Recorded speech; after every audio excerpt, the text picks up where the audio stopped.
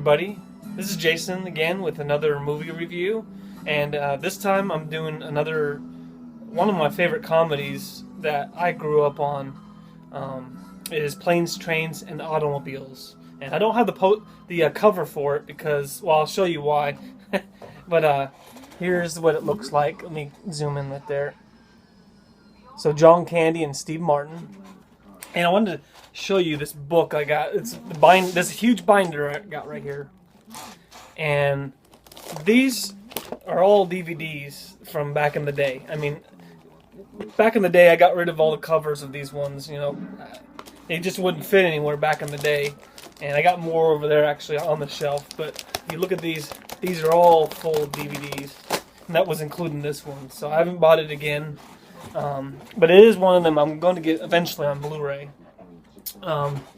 So we'll get started. Well, first I'll get a little background on why I do like this. And, growing up as a kid, this was, I think, my dad's favorite movie. One of his favorite movies, of all time. I mean, he loves it and laughs at it, and we would watch it all the time. And so I think that's just another reason why I like it. And it kind of relates to all of us. I think we've all been on a trip like this. Maybe not to this extreme, but man, is it funny. So I'll go ahead and go over some of the... I've already told you Steve Martin is in here. John Candy, I absolutely love John Candy in all of his movies. I don't think there's one movie I don't like that's his. And he plays Del Griffith, which is one of the most annoying human beings on this planet. And he doesn't mean to be. I honestly don't think he means to be. That's just how he is. Trying to think if there's anybody else in here that worth mentioning. I know there's a little cameo by Ben Stein. But that's about it. I mean, really, this whole movie is about Del Griffith and Neil Page, both on a trip. And that's why I'm starting out with. Del Griffith is a guy that is at the airport. In the beginning of it, you see Steve Martin in New York, and I think he works in the advertisement business, and he sits there as his boss or somebody looks at something, and then he says, well, this is after like 5 minutes or something looking at this thing. He's like, I can't make a decision. We got to come back after the holidays. And they're like, oh man. And you also at this time you also see a small scene with Kevin Bacon as well. And he doesn't say anything. He's just trying to run to get a cab. And that's the very first time that you meet John Candy. He doesn't realize what he's doing, but he steals his cab totally on accident. All these little coincidences in this movie happen, which makes it that much funnier. So he's trying to get a cab to the airport because he lives in Chicago, but he had to go to New York for work. And as he finally gets to the airport, he's sitting there, and as he's reading like a newspaper or something, he looks across the way, and it's John Candy again, Del Griffith. And that's where they look at each other, and John Candy's like, well, I know you from somewhere. I swear I've seen you somewhere. And that's when he's like, you stole my cab.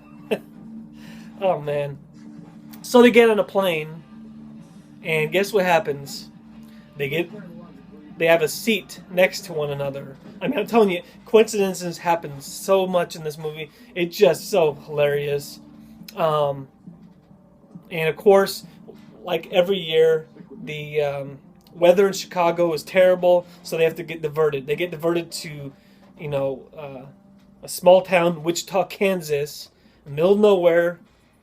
And here's where it starts getting real funny. So they land in Wichita because they can't land in Chicago. And Del Griffith was like, you know what? I took your cab. I apologize. So here, I know a guy here that will hook us up, and they will get us a room.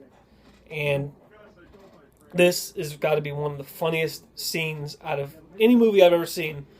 And it starts off with, he finally goes, they go in there, they get a room, and what you don't realize is that Neil Page is the one getting charged for this room. They do a little switcheroo of the credit cards that look exactly the same, pretty close. And then they end up finding out that they get the last motel room, and unfortunately, they have no choice because while they're at the airport, he was trying to get a room, and this is the last place that they could get. So they have one bed in this room, which they share. And I'm telling you, I don't want to give away the whole humor out of it, but this whole scene, is hilarious. And I won't go into detail because you have got to watch this. You won't regret it if you haven't seen it. This is the funniest scene in any movie I can think of on top of my head. I mean, really, this is why this is one movie that I can watch over and over and over. So anyway, they tried to, after the next day, they get promised that, hey, they got a ride to, I believe, the airport or something. And it was the guy, which is in the motel, his name is Gus. He's got like a brother or a cousin or a nephew or something that can take them there. And these two guys it's a wife and a husband, and they're just hilarious. She's like really strong even though she looks tiny, and he was like he said something like she looks weak but she's strong. Her last child came out sideways and she didn't scream or nothing. It's hilarious. So anyway, they get the ride, and I take that back. They get the ride. They can't get any. The airport's still closed, so they have to go to get on a train, and this is where they take their separate ways for a while. They get two seats, but there's one is over here, one's over here, and unfortunately, the train breaks down. And as Neil Page is out there trying to figure out what's going on, he realizes, he looks back, and Del Griffith has a huge luggage. And so finally they talk to them, and they find out that they have to go on a bus. All they're trying to do is get to Chicago, is what they're doing. So they get on a crowded bus that's not comfortable at all. And so then he tells him, hey, I forgot to mention, Neil, that this bus doesn't take us all the way to where we need to go. So they run out of money, because what happens is they also notice that while they're in the motel, they got their money stolen. I mean, there's no money. Del doesn't really have any credit cards, real credit cards, that will do any good here. And we don't know why. We don't know what's going on. So Del Griffith does something real funny, because we don't know at this time, we don't know what this guy does, but he does the outstanding job by taking these shower curtain rings, and he sells them under false pretenses or something, because he pretends that one's Darryl Strawberry's earring and another one's like African ivory or something, and they end up getting money. And so they take some of the money, and they're hungry. They go eat, and that's where they decide they want to go their separate ways. And John Candy's like, oh, no, okay, fine. He gets all defensive and stuff like that. And so finally they go their separate ways after that. And finally what happens is Neil Page, he ends up renting a car. And boy, is this another funny scene. If you have kids, avoid this scene, because it's a lot of cussing in the scene, but it is absolutely hilarious again. So he goes over there, and he picks out the car that he wanted, and the car is gone. In fact, it has like skid marks going out there, like somebody had just raced and got it. And so he gets upset. He has to walk all the way on the runway to get there. And then, I forgot this lady's name, but she is absolutely hilarious in this scene. And she's like, do you have the receipt? And he's like, no, I threw it away. And then he's like, you're screwed. but not what she said. But you got to watch this scene too. This is absolutely hilarious. Don't watch it in front of the kids. Again, it has a lot of cussing in the scene, but it does make it real funny. And then he what happens is then he gets outside and there's another guy who is like, hey, why don't you get... It was a guy that works in the parking lot of the airport or something. Hey, why don't you take a flight? You know, it's quicker and you'll get a free meal.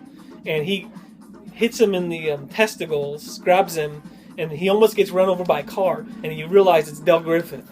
He had done the same thing. And what I believe is that he somehow had got his car, and that they're back together again. It's like fate, you know. They're together again, and absolutely hilarious. So they get the they go for the ride, and I'll speed it up a little bit. Funny things happen. I mean, there's a couple of funny scenes. Another funny scene that happens is that John Candy is smoking and he throws the cigarette in the back. Actually, he tries to throw it outside the window and it hits in the back. Well, the car starts on fire, and it's absolutely hilarious. They both are staring at the car while it's on fire, and they start laughing, and I mean, at this point, they realize everything that could go wrong has gone wrong, and it is. I mean, by this point, I'm over here in tears. It's absolutely hilarious. So finally, they do make it to Chicago because they end up going, I think, on a semi or something, like a ride. Let's see.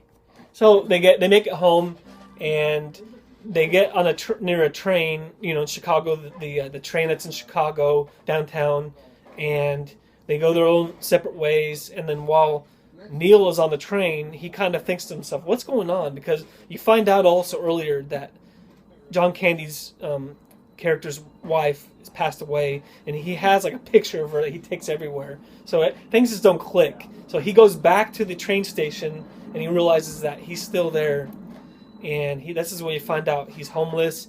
His wife is actually... Well, we also find out his wife did die, and he's homeless. And that's why his whole life is in that luggage, that suit, that huge case that he has. So he's like, you know what? Come over and I'll introduce you to the wife and the family. And that's the ending of it. And this is a wonderful movie to watch all the time, but it's also a great movie to watch during the holidays. I do watch this at least once a year on Thanksgiving. Maybe not every Thanksgiving, but this is just something I can go back and forth on. It's easy for me to say give it 10 out of 10 because it's one of my favorites, and I do just watching it reminds me of my family, my dad, you know, how he would crack up over this movie over and over and over. And so I do highly recommend watching this, especially for anybody that's a John Candy fan, anybody that is a fan of comedy. These two guys are hilarious. And if you like the story of this, there is another one that's most recent, that's really, really recent, and it's called Due Date. It has the guy from, I can't remember the name of those movies, Zach something, but he's in some of the movies, and it's him and Robert Downey Jr. It's kind of the same idea. You have an annoying guy with another guy, so I wouldn't give that rating anywhere near this one, because this is the one I love watching. But definitely watch Planes, Trains, and Automobiles. You won't regret it. All right, everybody. Thank you for tuning in. Again, please subscribe to my channel if you haven't. If you can, I would appreciate it. Please give my videos a like. It will help the channel a lot. Get it, everybody will notice them. And if you haven't, also like my Facebook page at facebook.com/DVD Review Dude. I would much appreciate it. Everybody, have a great day, and we will see you next time on the next review. Have a good night.